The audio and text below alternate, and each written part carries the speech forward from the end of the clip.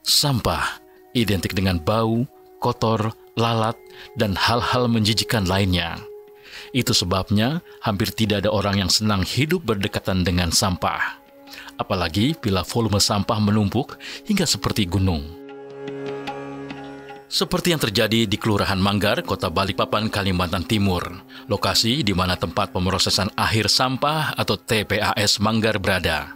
Tempat pembuangan akhir sampah atau TPAS Manggar adalah fasilitas milik pemerintah Kota Balikpapan yang berdiri di atas lahan seluas 27,1 hektar.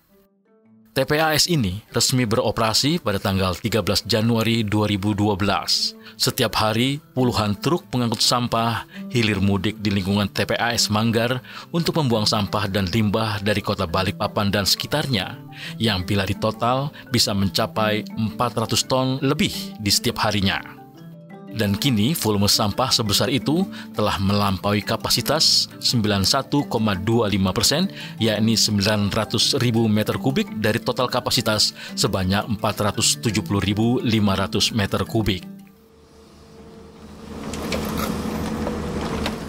Dulu, sampah-sampah di TPAS Manggar dikumpulkan untuk dibakar atau dipilah-pilah oleh para pemulung. Dengan cara itu, volume sampah menjadi berkurang sedikit demi sedikit. Namun, karena jumlah sampah yang masuk lebih besar dari yang hilang, maka sampah-sampah yang menumpuk di Manggar pun semakin membesar.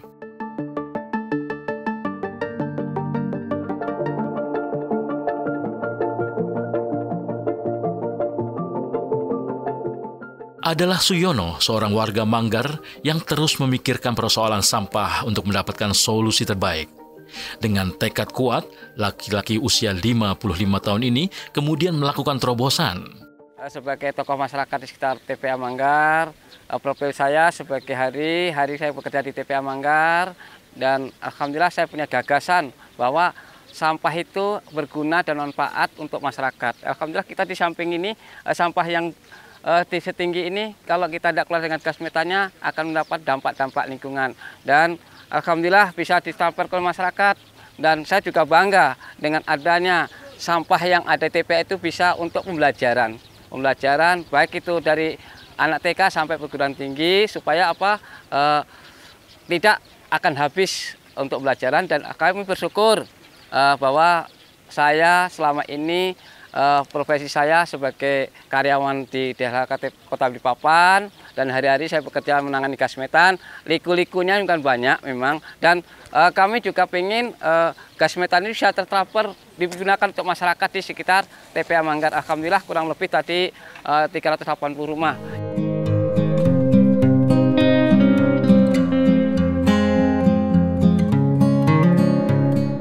Sampah-sampah di TPAS Manggar dikelola melalui teknik tertentu hingga menghasilkan gas metan yang akhirnya sehari-hari digunakan warga setempat untuk memasak. Baunya Pak, kita kalau sampah baunya lebih tajam, kalau ini sudah kita proses seperti kentut kita Pak. Ini ya, ini kita bakar kembali, tidak akan kembali Pak apinya. Ini hanya safety keamanan Pak, hanya warga hanya matikan begini aja Pak. Mati sudah, tidak akan kembali dan tidak akan dampak kesehatan. Alhamdulillah selama ini kurang lebih saya pakai kurang lebih dari 2018 sampai sekarang Pak, tidak ada yang mengeluh Pak masalah kesehatan.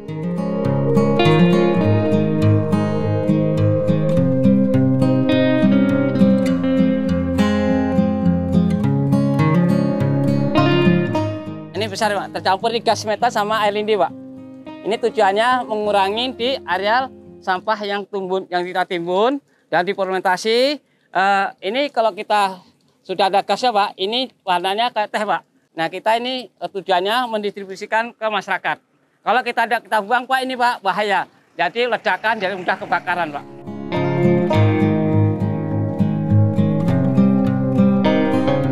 Awalnya, Suyono memulai program ini diterapkan di 12 rumah saja. Setelahnya, ia bersama Pertamina Hulu Mahakam atau PHM mencoba masuk ke warga lebih luas dengan cara sharing ilmu dan kompetensi soal pengelolaan dan penggunaan gas metan yang akan memudahkan warga ke depannya.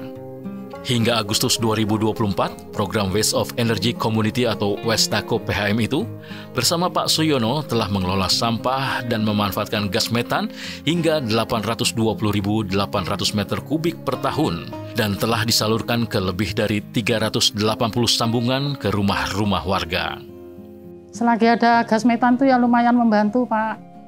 Karena kalau nggak ada metan itu biasanya beli tabung gas itu seminggu sekali. Selama ada gas metan itu paling tidak 1 bulan sekali baru beli gas 3 kilo. Untuk masak nasi, masak sayur, ngerebus air buat mandi, ngerebus air buat minum, ya semuanya. Kalau memang gas metannya bagus ya semuanya masak pakai itu, Mas.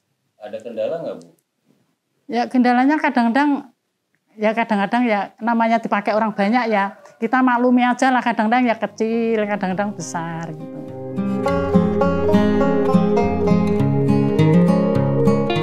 Buka laundry, ada ide, saya coba. Kalau setrikanya kan memang harus pakai gas. Tadinya kan pakai gas LPG. Saya pikir mungkin dialihkan ke gas metan, mungkin bisa kali ya. Ya kita coba panggil teknisinya gas metan. Ternyata bisa. Alhamdulillah sampai sekarang. Lebih irit apa enggak, Bu? Alhamdulillah jauh lebih irit sih daripada gas melon.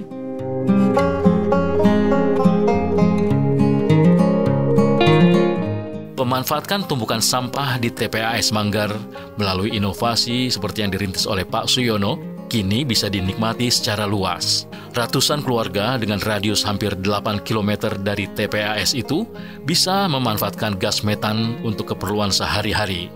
Warga pun merasa senang karena bisa berhemat. Hal itu bisa terjadi berkat kerja keras Pak Suyono, warga sekitar, pekerja-pekerja di TPAS Manggar, dan sentuhan dari PHM yang memberikan bantuan berupa pipa agar penyaluran gas metan ke rumah-rumah warga tersalur dengan lebih aman. Tidak hanya berdampak sosial dan ekonomis, pengelolaan TPAS Manggar secara tepat guna ternyata bermanfaat bagi pelestarian lingkungan. Karena gas metan yang dihasilkan dari tumpukan sampah dan dimanfaatkan sebagai bahan bakar di dapur oleh warga dapat mengurangi pemanasan global akibat efek rumah kaca. Keberhasilan TPAS Manggar mengubah sampah menjadi aliran berkah ternyata bergaung tidak hanya di skup lokal, namun juga hingga level nasional bahkan internasional. Presiden Republik Indonesia Joko Widodo pun sempat datang untuk melihat langsung TPAS Manggar dan menyatakan kekagumannya. Untuk yang saya lihat di kota-kota lain, saya kira ini adalah pemrosesan akhir sampah yang paling baik di Indonesia.